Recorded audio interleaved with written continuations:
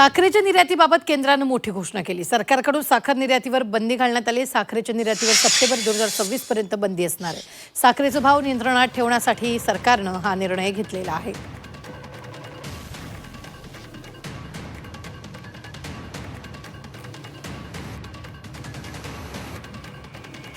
देशात साखरेची दरवाढ रोखणं, बंदी का घालण्यात आली त्याची कारणं, देशात साखरेची टंचाई भासू नये म्हणून पुरवठा वाढवणार आहे।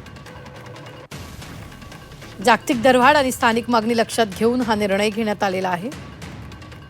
साखरेचा समावेश निर्बंधात्मक ऐवजी प्रतिबंधित श्रेणीत करण्यात येणार। अमेरिका, युरोपियन युनियन, G2G अंतर्गत निर्यात सुरू राहणार। आधीच प्रक्रिया सुरू झालेली साखरेची खेप वगळण्यात येणार।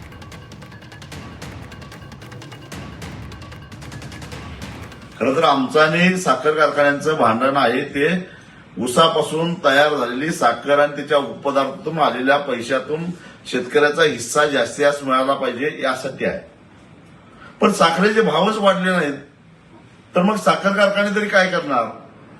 आणि त्यामुळे आज परिस्थिती अशी आहे की देशामध्ये जवळपास 12,000 कोटी रुपयाची ऊस उत्पादक शेतकऱ्यांची देणी थकलेली आहे। राज्यामध्ये 3,000 कोटीच्या आसपास देणी थकलेली आहे। याला जबाबदार कोण?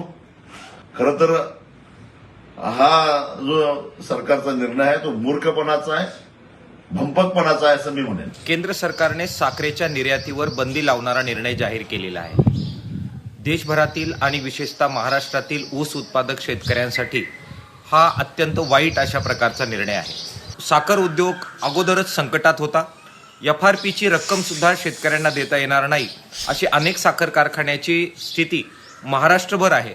अशा पार्श्वभूमीवर FRPची रक्कम ही शेतकऱ्यांना मिळावी, साखरेला चांगला दर मिळावा आणि साखर उद्योगाला संजीवनी मिळावी याच्यासाठी खरं तर निर्यातीला प्रोत्साहन देण्याची आवश्यकता होती। त्या उलट निर्णय घेऊन निर्यातीला बंदी लादणं हे साखर उद्योगाला सबंधपणाने मातीत आणि खड्ड्यात ढकलणारा निर्णय आहे। पॉलिसी फेल्युअर हा केंद्र सरकारचा आहे, मात्र ह्या सगळ्या गोष्टी कोणाच्या माथ्यावर मारल्या जात आहेत तर सामान्य लोकांच्या माथ्यावर मारल्या जातात।